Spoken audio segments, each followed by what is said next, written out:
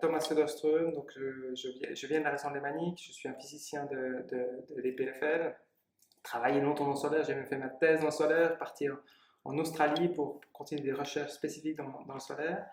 Et puis en revenant ensuite, j'ai travaillé pour l'entreprise Meyer Burger où on a développé des lignes de production pour le solaire. Et puis aujourd'hui, un petit bureau d'ingénieurs qui se spécialise justement dans le déploiement du solaire aussi bien sur des villas dans la partie intégrée que sur des grandes industries ou des bâtiments publics comme des hôpitaux, afin justement de continuer cette partie où il faut générer énormément d'énergie renouvelable.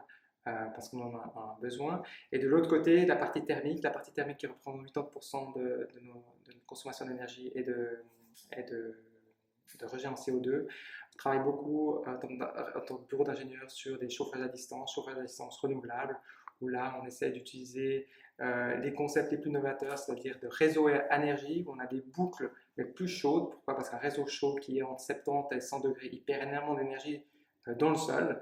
Et donc les pertes d'énergie dans le sol sont complètement inutiles. Alors on essaie d'avoir des réseaux plutôt de froid, où la température du réseau est entre 0 et 10 degrés. Et là, ça permet de récupérer aussi de l'énergie, notamment des eaux usées. Quand on a l'eau chaude qui a été produite, qui repart dans un conduit d'eau usée, et bien on a de l'eau à 20 degrés qui est perdue. On essaie de la récupérer pour refaire chauffer notre boucle d'énergie qui est froide, qui est peut-être à 5 degrés, ça permet de la réchauffer vers 10 degrés. Donc c'est sur ce genre de concept où on travaille avec beaucoup de communes en parallèle pour développer ce genre de réseau. Donc le but, le concept de la maison en venant de l'énergie solaire, c'était de dire qu'avec l'énergie solaire, on peut générer assez d'électricité pour vivre.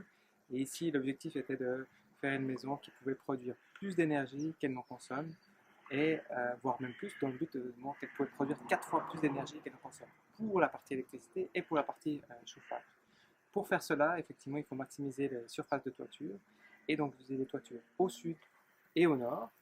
Le nord a rarement été utilisé parce qu'effectivement il y a moins de solaire, mais on remarquera que 50% de la lumière est diffuse et viendra au nord, et donc au nord on se retrouve avec environ 70% de la production du sud. Donc on perd 30 à 40%, et donc c'est des surfaces qu'il faut utiliser, notamment pour utiliser de l'énergie le matin quand on va allumer sa machine à café, ou le soir quand on va cuisiner. Au sud, eh ben, on n'a plus de soleil, par contre au nord on a encore l'énergie qui est là.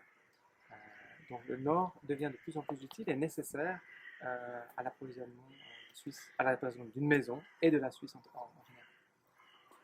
Le deuxième effort, forcément, pour pouvoir avoir une production qui soit plus grande qu'une consommation, c'est d'avoir une enveloppe, c'est-à-dire une qualité thermique irréprochable. Et donc il faut limiter les pertes thermiques, et pour ça on utilise de l'isolation. Ici, dans cette partie-là, on a utilisé l'isolation standard, qui est de l'EPS, avec une épaisseur de 24 cm. Ceci permet à la maison de demander une puissance de chauffe de l'ordre de 3 kW. 3 kW, c'est la puissance d'un aspirateur. Donc, quand vous faites fonctionner votre aspirateur, on peut chauffer cette maison en faisant fonctionner un aspirateur, ce qui est effectivement remarquable. Ça fait qu'effectivement, on peut, en utilisant juste le peu de soleil qu'il existe même en hiver, on remarque qu'une installation solaire produit environ 80% de son énergie entre avril et septembre, et seulement 20%. Donc pour pouvoir produire l'énergie pour alimenter la maison, il faut devoir peu de puissance et utiliser le peu de soleil qu'on a. Et ici, on arrive à le faire, même dans les périodes où, comme en décembre, où c'est ombragé, ce toit-là fournira toujours 2 à 3 kW de puissance, bien assez suffisant pour alimenter la maison en énergie. Donc voilà le concept, c'était l'objectif, c'était une maison qui produit plus d'énergie et qui peut en tout temps, c'est-à-dire toute période de l'année, produire son énergie. Il faut qu'il y ait peu de perte d'énergie, mais il faut aussi qu'elle puisse gagner de l'énergie. Pour gagner de l'énergie, les vitrages sont importants pour laisser rentrer la lumière dans la maison, ce qui va permettre en hiver de garder et conserver l'apport d'énergie, et donc d'avoir moins de besoins.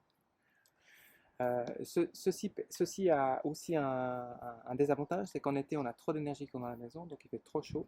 On va protéger la maison avec des stores semi-transparents qui vont laisser passer seulement 6% de la lumière. Ça permet d'avoir une qualité lumineuse à l'intérieur de la maison sans excès de température. On a aussi ajouté une piscine à la maison, un peu on peut le voir comme un excès, mais effectivement, c'est un plaisir pour la famille.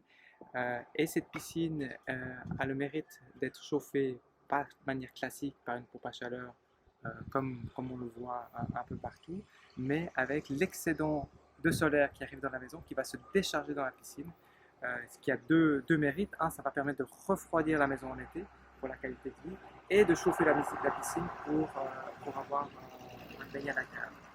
Particularité de la piscine, plus la piscine chauffe, plus on a besoin de produits pour éliminer les bactéries et autres.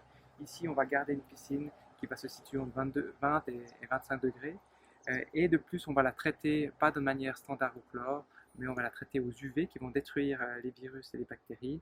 On va, pour pouvoir ce qu'on appelle la rémanence autour de la piscine par le développement d'algues, on va une fois par jour ajouter un petit point d'eau oxygénée, mais ce qui en fait une piscine avec très peu de produits chimiques.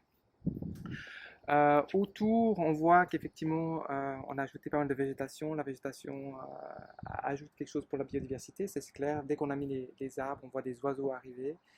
Ça permet de retenir l'eau aussi et de créer des espaces où effectivement on a de l'ombre sur les surfaces vertes qui permet effectivement de diminuer le besoin en eau du jardin. Besoin en eau, il y en a beaucoup, il y en a quand même besoin. Pour pouvoir garder des surfaces vertes, il faut arroser. Pour arroser, on peut utiliser l'eau du réseau ici qui vient du lac. On a aussi posé un toit végétalisé qui permet, lors de fortes pluies, de garder l'eau sur le toit en premier lieu et après de descendre dans une citerne. Et de cette citerne-là, on peut récupérer l'eau pour arroser le jardin. Ceci permet de faire une partie du besoin d'eau, pas dans les premières années parce qu'on est dans un climat assez sec, dans le futur avec de l'ombrage et de la rétention d'eau, on espère pouvoir arriver à une autosuffisance en eau aussi, sur la partie extérieure. On peut toujours aller plus loin dans les concepts, ça n'a pas été fait ici, mais de réutiliser l'eau pour les besoins d'intérieur, c'est-à-dire notamment les WC, etc. Pour ça, il faut ajouter des installations techniques telles que filtration pour éviter d'avoir des algues dans ces La base, c'est d'obtenir le plus d'énergie possible. Ici, on a ce qu'on appelle l'onduleur qui va convertir le courant DC, donc continu des modules solaires, en courant AC alternatif qu'on a besoin quand on utilise notre réseau électrique. L'onduleur, c'est cette petite boîte-là qui est incroyable. Il y a 10 ans, ça valait 20 000 francs. Aujourd'hui, ça en vaut 1500. Il est connecté ici via le Wi-Fi pour avoir toutes les données de production et il est relié de l'autre côté au tableau électrique général qui va permettre de distribuer dans les différentes pièces et les divers éléments techniques. Dans cette zone technique, donc on a justement cette ventilation double flux qui est ce petit bloc ici, où on a de l'air qui est aspiré de l'extérieur plutôt en haut de la maison pour effectivement avoir la meilleure qualité de l'air possible. Il vient ici, il est échangé avec l'air qui est repris de la maison. On a un échange de chaleur qui permet d'avoir une efficacité de 80%, ça veut dire 80% de l'énergie récupérée. Et 20% de l'énergie sera perdue.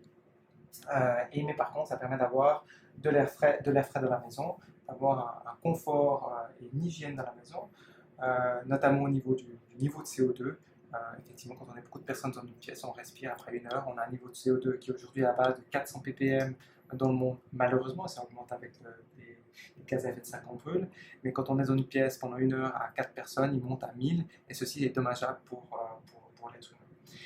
Ici, la particularité qu'on en a fait, c'est que cette herbe ici, c'est 20%, on l'a récupéré. On l'a récupéré dans notre pompe à chaleur qui va nous servir de chauffage. Pour utiliser au lieu, c'est une pompe à chaleur RO. Ici, ce sera, comme on a dit, on a un besoin de chauffage très faible dans la maison de 3 kW. Cette pompe à chaleur RO a 3 kW. Et au lieu de prendre l'air extérieur et de le remettre, elle va prendre l'air qui vient de l'herbe ici, donc récupérer ces 20%, d'utiliser en absorbant cette énergie pour chauffer l'eau qui sera utilisée pour être alimentée dans le reste du bâtiment. Et l'air plus froid sera remis à l'extérieur. Le deuxième élément qui permet d'apporter de la chaleur dans la maison, ou en tout cas du confort pour pouvoir se doucher, c'est ce pompe à chaleur boiler qui permet de chauffer l'eau du réseau qui arrive à 10 degrés à environ 50-60 degrés pour pouvoir prendre sa douche, pour pouvoir faire la vaisselle, etc. Il est composé d'un récipient de 300 litres de réserve. Et puis au-dessus, on a ce qu'on appelle la partie pompe à chaleur, qui a un peu les mêmes instruments qu'un frigo. Il y a un compresseur qui permet de compresser un gaz fluorogéné et qui permet de transférer l'énergie de l'air dans l'eau. Ici, ce boiler sanitaire va simplement utiliser l'énergie de la pièce du sous-sol pour pouvoir générer l'eau chaude sanitaire. En complément à cette partie-là, on a tous des équipements de piscine. Donc pour une piscine, il faut filtrer l'eau de la piscine, sinon elle va vite devenir trouble, on aura des développement d'algues. Pour pouvoir filtrer l'eau, on a un filtre, ce qu'on appelle un filtre à sable, ça passe dans des sédiments de sable, la même chose que dans la nature où on passe dans des rivières, on a des gros cailloux, après des petits cailloux, et bien là on va faire pareil pour retenir le plus possible d'éléments, que ce soit un moustique, que ce soit une algue, etc. Après il faut la stériliser un peu l'eau et on a ce qu'on appelle une lampe UV ici, qui va fonctionner, qui va tuer tous les petits organismes. Et après, on passera ici vers la partie un peu chimique où on doit réguler le pH. Le pH, pour pouvoir fonctionner une piscine, doit être d'environ 7, comme ils sont ni acides ni bases. Et une fois par jour, on va y mettre un peu d'eau oxygénée pour éviter les algues de développement d'algues sur les parois de la piscine. Et après, on repart dans la piscine. La particularité ici, c'est qu'ici, on a un échangeur de chaleur où on va faire dévier l'eau de la piscine dans cet échangeur. Et de l'autre côté, on a un autre circuit qui est relié à la circuit de la maison qui permet que quand on les fait fonctionner, et ben les températures vont s'équilibrer et donc la maison qui a trop chaud en été, à 27-28 degrés, et ben elle va baisser jusqu'à 25 et la piscine qui était plutôt à 20, elle va monter à 25 et on aura deux éléments qui vont fonctionner un peu en symbiose, c'est-à-dire les deux vont à peu près avoir la même température pour qu'on ait une température plus agréable dans la maison plus basse et une température agréable dans la piscine.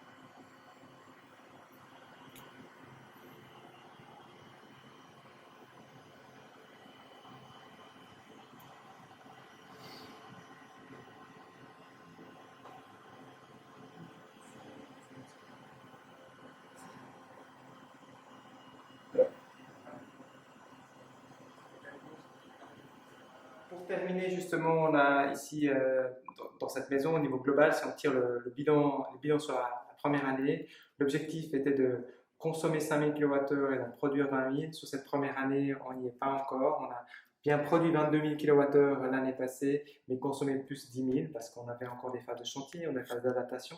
Et ça montre que dans une maison, justement, on a encore de l'optimisation à faire, notamment quand on a des sources d'énergie comme des pompes, etc. Et là, on doit optimiser quand est-ce qu'on consomme, à quel moment, pour utiliser le maximum de solaire et aussi diminuer sa consommation. On voit aussi qu'on peut construire une belle maison qui est positive en énergie, donc elle va produire plus qu'elle consomme. On reste sur des concepts qui sont pas que dans un sens, c'est-à-dire on a des bons matériaux, on a une grande télé. Dans notre famille, on n'a jamais eu de télé jusqu'au déménagement là. Après, on a considéré que nos enfants devaient savoir ce que c'était une télé avant que les autres camarades leur disent qu'ils vivaient d'un autre siècle.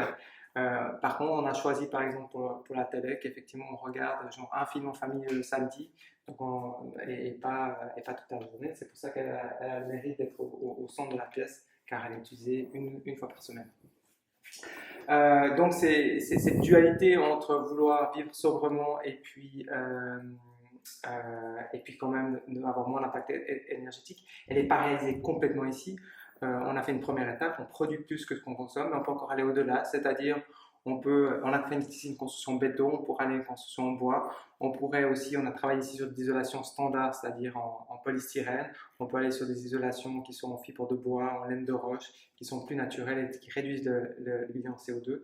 Tout ceci a des coûts supplémentaires si on construit de la même manière. Ici, on a un grand espace, sans poteau, ou quasiment sans poteau au centre. Sur une dalle en bois, ce ne serait pas possible. Donc il y a des compromis qui ont été faits entre l'esthétisme, la qualité de vie et l'énergie qui ont été réalisés ici. Et ces compromis, on va en avoir de plus en plus, on va devoir faire de plus en plus des choix de vie, des choix de société. Et c'est pour ça que le domaine est intéressant pour l'avenir.